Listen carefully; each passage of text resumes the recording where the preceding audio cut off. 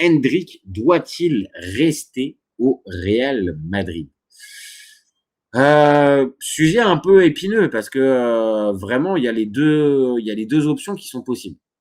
Pour moi, vraiment, rester au Real, ça peut avoir du sens, surtout que notre ami José Mourinho semble vouloir absolument garder Hendrick.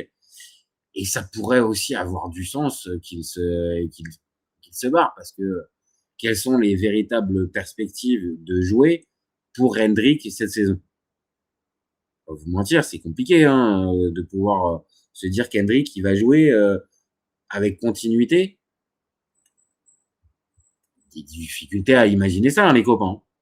Moi, j'entends que Mourinho veuille absolument, on va dire, garder ses meilleurs joueurs pour, heu, pour cette saison qui s'annonce, une cruciale pour lui, mais cruciale aussi pour le club. Il y a des investissements qui ont été faits, il y a des joueurs qui sont arrivés et tout ça. Bon, on va être clair, Hendrick, là, sur le papier, il part pas titulaire. Déjà, factuellement. Si les joueurs, majeurs sont en forme, ils jouent pas. Ils jouent ni à la place de Vinicius, ni à la place de Mbappé, ni à la place de Yann Diomandé. Faut être très clair. Parce que là, je parle même pas en termes de talent. Commencez pas à me dire: «Ouais, mais moi je préfère Hendrick que Diomandé». Non, non. Là, arrêtez. Le Real qui met plus de 100 bars pour un joueur, je vous le dis, il va jouer. Là, faut arrêter de tourner autour du pot. Je parle là, encore une fois, pas de la valeur. Ça peut s'entendre qu'on peut trouver, que la valeur de Hendrick, soit au-dessus de celle de Diomandé. Voilà, c'est un avis foot. OK, ça peut s'entendre. Par contre, factuellement, le Real qui met, je vous dis 100 millions, plus de 100 millions sur un joueur, je vous dis, il va jouer. Ça, c'est sûr, sûr, sûr, sûr, sûr et certain. Donc, déjà sur le papier, si notre ami Hendrick, il pense jouer les gros matchs comme titulaire, bah, ça sera juste en cas de suspension ou en cas de, de blessure d'un des trois. Voilà. Donc, est-ce que déjà, rien que sur ça, c'est un bon choix que de rester quand tu es Hendrick? Je sais pas. Ah, honnêtement, je suis, je suis sceptique parce que j'ai tendance à penser que tout simplement, il va pas, il va faire les bouts de match. Il va faire les bouts de match. Il va pas pouvoir réellement continuer sa progression comme on l'a vu du côté de Lyon. Alors bien sûr, à Lyon, tout n'était pas réussi. Il a, il a pu, avoir, des moments où il est passé à côté. Il y a, des moments où il était un peu frustrant. Mais il jouait et pour moi, un joueur de cet âge-là, tu as besoin absolument de jouer et si tu ne fais que jouer alors bien sûr, hein, on va me dire, il y a les entraînements, tu joues avec des top players, forcément ça va impacter ta progression, tout ça. Ouais, d'accord, mais c'est la compétition, en fait. C'est la compétition qui te fait passer, les caps supérieurs, c'est pas l'entraînement et hormis, comme je vous dis, la possibilité d'avoir du temps de jeu parce qu'il y a un blessé ou parce qu'il y a un suspendu, bah, la réalité, les copains, c'est que Hendrick, s'il reste au Real, il va jouer, quoi? 30 des minutes effectives du Real. Et encore, je suis gentil. Parce qu'avec les statuts et les âges des joueurs, en plus, on ne parle pas de joueurs avec des conditions, avec des conditions physiques un peu précaires et tout ça. Vinicius, normalement, c'est quand même un gars qui enchaîne. Mbappé, on l'a vu, c'est un gars qui enchaîne. Et de l'autre côté, Diomandé, alors, ça va être un peu la question, mais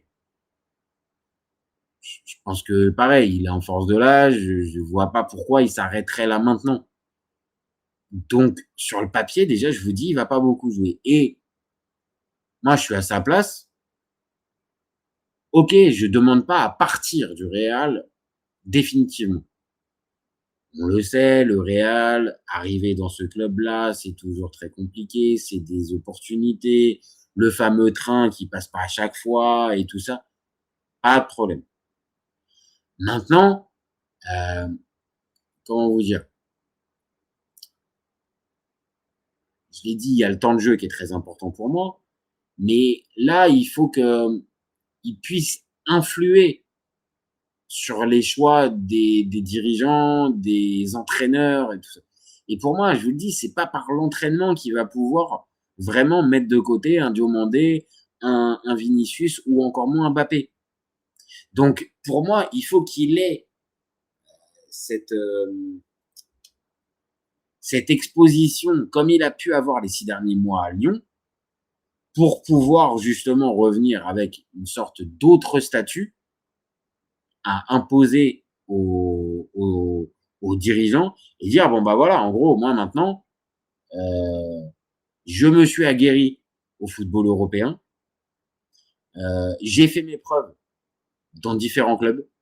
Donc à Lyon, c'était le cas parce que son prêt, même si, on va regarder les stats, c'est pas non plus complètement dingo de la part de ah, de Hendrick. Ça reste quand même un prêt qui est positif. Il nous fait 16 matchs en Ligue 1, 5 buts, 7 passes décisives. Donc il est quand même dans un truc intéressant. Il y a les matchs en Coupe nationale. Derrière, il est pris pour la Coupe du Monde. Donc ça, c'est pas rien. Ça lui a montré que, on va dire, il avait le niveau nécessaire pour pour intégrer la sélection. Mais ce qui est, voilà, on le voit là sur le graphique de la valeur marchande. La valeur marchande, elle augmente de manière très exponentielle au tout départ, parce que Palmeiras, c'est la petite pépite, le petit prodige, OK, pas de problème. Mais derrière, on le voit bien, la valeur marchande, elle ne fait que descendre. Et mine de rien, quoi, elle est remontée après le prêt à Lyon. Donc pour moi, c'est là que va se jouer en fait les intérêts des uns et des autres. Alors bien sûr, je comprends, encore une fois, Mourinho, il veut avoir l'équipe la plus compétitive possible. Donc lui, évidemment, il va pas aller dire, je allons-y, prêtons-le pour qu'il aille s'aguerrir. On sait très bien, José, on ne sait pas si dans un an il sera encore là. Donc lui, il veut tout de suite maintenant le maximum de talent et de joueurs, on va dire, pour servir ses objectifs.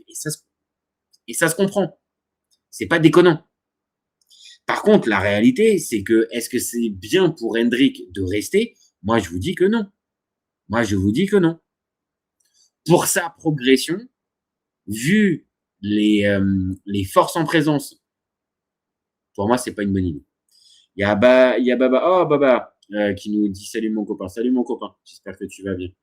Euh, Bah, dis-moi, hein, Baba, hein, si toi tu penses que Hendrick doit rester ou partir. Moi, je milite pour qu'il parte. Alors, j'ai commencé à en parler. Pour moi, c'est plus un prêt. Il doit plus demander un prêt qu'un transfert sec. Le transfert sec, ça veut dire partir du Real. Et à ton âge, je le dis, si tu reviens avec un autre statut et tout ça, ton histoire au Real, elle peut encore s'écrire différemment.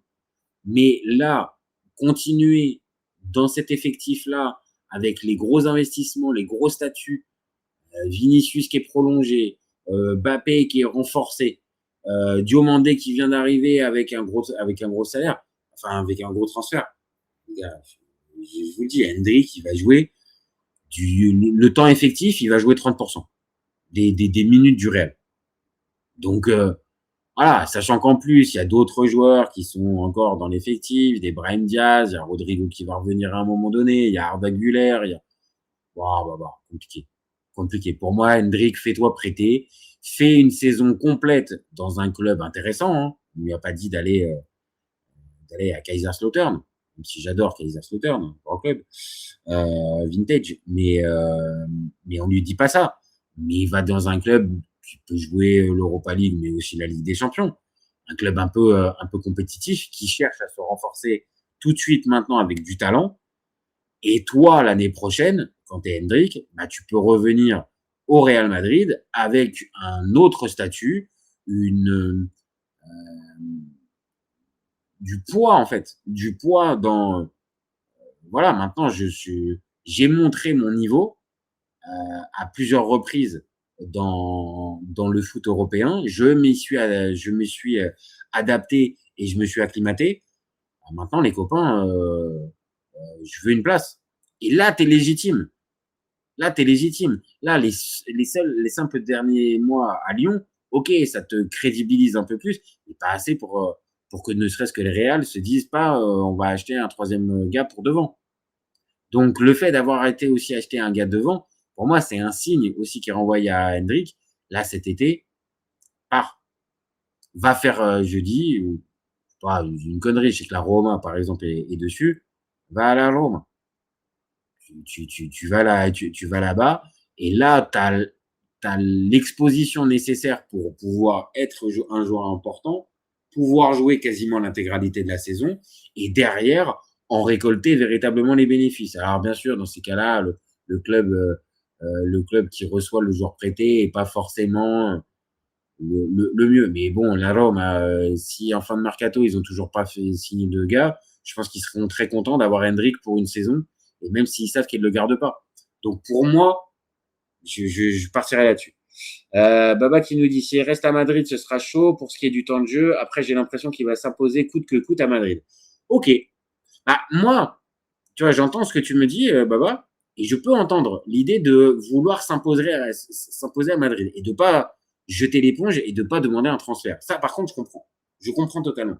Il n'a pas eu réellement vraiment sa chance on va dire, avec continuité pour pouvoir. Ok.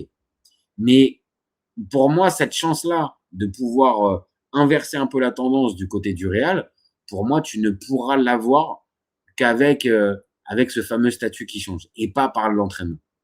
Et même si José semble vouloir dire, allez, on va mettre tout le monde au même niveau, il n'y a pas de star et tout ça, on connaît le management de José aussi. Donc voilà, et puis il y a la vraie question aussi, est-ce que Hendrick a l'attitude adéquate nécessaire requise euh, pour pouvoir, on va dire, patienter dans l'ombre des Diomandé, Mbappé, Vinicius. Compliqué, hein, c'est pas ce qu'on a pu voir. Hein. On n'a pas vu que c'était le joueur le plus patient du monde. Donc, pour toutes ces raisons, moi, j'avoue, je partirais beaucoup plus sur une saison en prêt sec. Donc, comme ça, le Real garde la main dessus. Euh, et l'idée, c'est pas évidemment, encore une fois, de partir, mais c'est juste d'inverser un peu la tendance. Et pour pouvoir inverser cette fameuse tendance, ah oui, il faut y aller. Il faut, comment dire, tenter ce, ce fameux, euh, ce fameux prêt dans un club compétitif. Il y en a plein, hein, des clubs compétitifs, hein, que ce soit la Serie A, bon, la Liga, je pense que ça sera compliqué, ils ne voudront pas le prêter à un autre club espagnol. Mais un autre club européen, pour moi, ça a du sens. Et pas que, voilà, comme j'ai dit, pas qu'en Serie A.